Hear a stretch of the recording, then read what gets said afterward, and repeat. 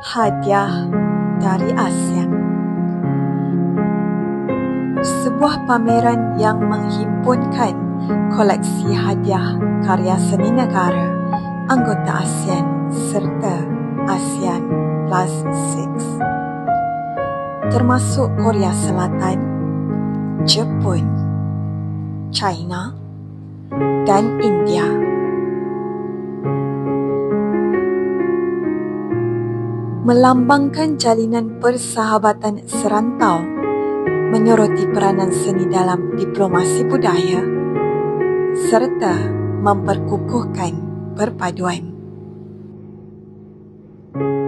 Hadiah dari ASEAN meraihkan Malaysia sebagai pusat diplomatik dan budaya, mengukuhkan hubungan antara negara melalui seni visual dan hubungannya dengan amalan kontemporari.